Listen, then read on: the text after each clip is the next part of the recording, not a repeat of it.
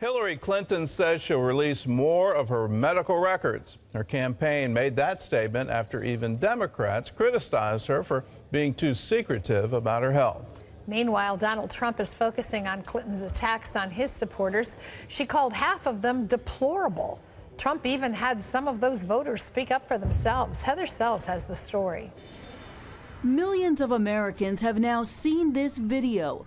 It shows Hillary Clinton falling after an early exit from the 9/11 memorial ceremony on Sunday. After that health scare, her campaign revealed a pneumonia diagnosis that Clinton had apparently received last Friday. She told CNN on Monday night that she didn't disclose the news sooner because she didn't think that it would be a big deal. But it quickly turned into a very big deal, raising questions about a lack of transparency. Even Democratic allies like former Obama advisor David Axelrod are criticizing the campaign, tweeting about an unhealthy penchant for privacy. With even Clinton critics wondering if there's more to her health problems, the campaign has promised to release more medical records this week. And Donald Trump told ABC he will release more of his medical history as well. But the Trump campaign's laser focus right now is on comments Clinton made Friday night about Trump's supporters. You could put half of Trump's supporters into what I call the basket of deplorables. Right? The racist, sexist, homophobic, xenophobic, Islamophobic, you name it. Speaking to wealthy donors, Trump now has a TV ad denouncing that comment, and he's playing it up on the campaign trail. She divides people into baskets as though they were objects, not human beings. At a North Carolina rally, he invited his supporters to offer their own replies to her as well. Do I look deplorable? No. What?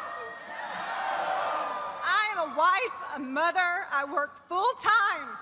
As the race tightens, Clinton's health issues and deplorable comments are not what she needs.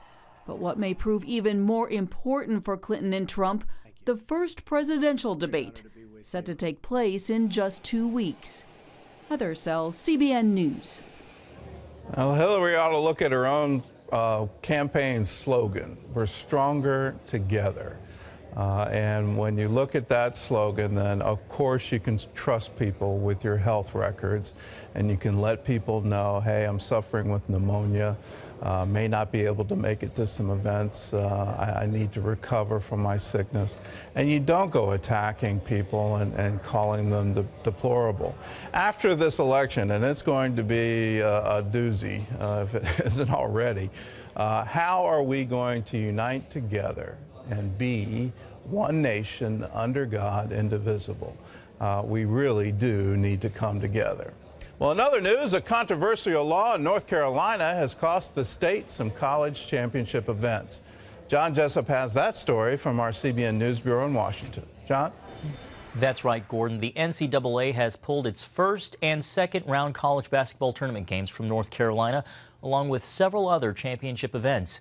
It is the latest move to boycott the state for its bathroom law, requiring people to use restrooms according to their biological sex.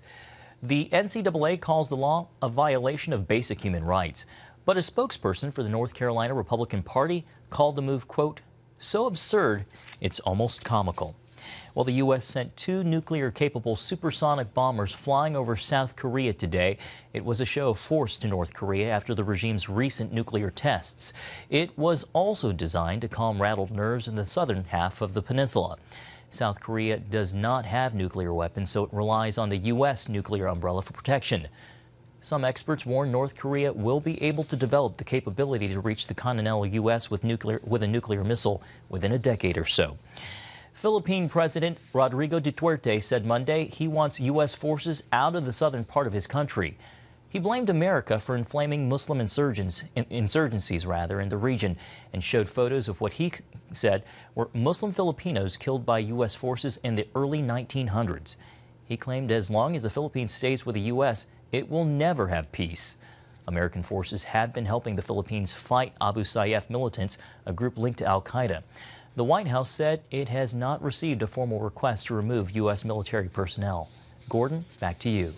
Well, President Duterte is definitely making a populist statement here. Get the Americans out and all our problems will be solved. But he also knows the history. The conflict between the Muslims in Mindanao and the Christians in Luzon goes back for centuries, and it's not new. And the American forces were in the middle of that conflict, trying to solve it with military means. And we ought to know by now you don't solve these kinds of conflicts with military means. You solve them with ideas. We need to have a way to convince them that picking up arms and going on jihad wars isn't the way to go. But the recent history of this is that Muammar Gaddafi is the one who supported the Muslim National Liberation Front in Mindanao, and this recent insurgency goes back to the 1970s.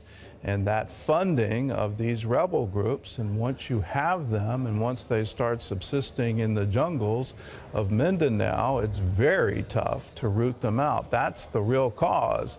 It doesn't go back to U.S. forces, and U.S. forces there now aren't to blame.